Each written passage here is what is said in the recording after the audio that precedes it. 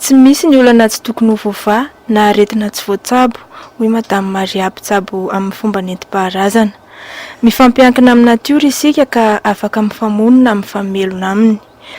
Nahazo fahasoavana amin'ny fahaizana mamany ankasiparana ny tenany, ampindreo zanahary sy fanahy maro mitoetra ao aminy. Ampolo taona no efa nitsaboan'ireo mpiarabelona ary tsy nanavahany na mpiray tanindrazana na vahiny izany. Ankoatra ny fanahy manampy azy, mampiasa ireo rehetra hita maso toy ny hazo, ny ravin-kazo, ny rano sy ny tany ihany koa i Madame Maria amin'ny fitsaboana ataony. Mila mitandrina nefa amin'izao fotoana izao noho ny amaroan'ireo mpisoloky sy ny mpisandoka ho mpitsabo kanefa tsy manana traikefa na tolo-pahasoavana mifanaraka amin'izany hoy izy.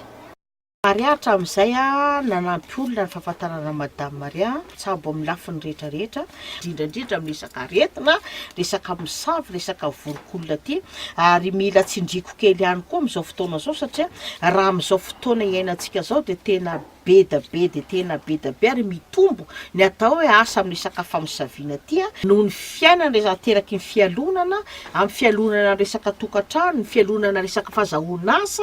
Maria ihany koa moa zany mitsabo resaka retina ao anaty na retina ivelany na retina ara-panahy.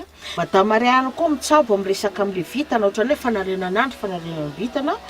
De raha ohatra ka hoe vitana resaka varotra zany hitao ihany koa fomba fanaovana azy, Madame Maria afaka manambina an'izay, manaraka an'izay manaraka ny fomba io arakaraky ny vitan'andro entinao no anarenana anazy. Madame Maria ihany koa mitsabo amin'ny resaka fitadiavana zaza. Madame Maria ihany koa mitsabo ohatra ka somary hoe sarotratra mahazo asa ihany koa anao. Madame Maria ihany koa mitsabo ohatra ka hoe sarotratra ohatrany mahazo tokantrano ihany koa anao. Voatsabo eto Madame Maria ihany koa zany zay zavatra zay. Tsy misy olombelona natao ratsy vitana nateraka hoe hanatsianana vitana tsara ambony tany. Fa io miankina tanteraka amin'le fomba fitondrana anazy sy fikarakarana anazy no ahafahan'le olona miavatra tanteraka anatin'ny fiainany. Ohatra ihany koa hoe manambitana ianao fa noho ny hoe olana tany aloha tany, ohatra zany olana tany amin'ny ray aman-dreny, mety hoe misy tsinona ozina any. Io zany mila mivaha ihany koa io ohatra, fa raha voavaha ihany koa io misosa ho azy ihany koa ny fiainantsika zanak'olombelona. Zaho zany raha ohatra ka mijery olona fotsiny zany dia amin'ny alalan'ny karatroko.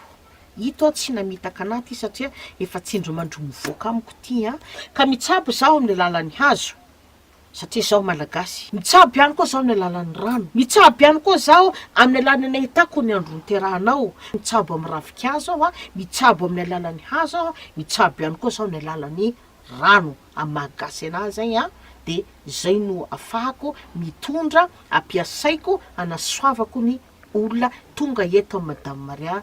Tsy akanavaka io na zazakely io na olon-dehibe io na gasy io na vazaha io na karana io. Manana fanahy maromaro Madame Maria miara-mipetraka Madame Maria hatramin'izay ka hatramin'izao. Reo ny vao namboarina ohatrany hoe nasondrotroko voninahitra anonganany atao hoe ny heriny mba hahamoramora ny amitana ny asa. Amin'izao fotoana zao araka le fomba firesako maro ny olona misoloky, maro ny olona misandoka. Voalohany aloha izy ireny sady mangala baraka no tsy mety satria ny asanao mihitsy no lasa simba anatin'ireny zavatra reny. Koa raha ohatra ka te hafantatra ny tena marina amin'ny fandehan'ny fiainanao ianao, raha ohatra ka te hafantatra hoe tianao ho ivoavaha ny olana eo aminao, aza misalasala mitongava ato aty Madame Maria ty Fort-de-Chêne fa voninao na maraina na atoandro na hariva na alina zany amin'ny fomba fanaova famahako ny olananao.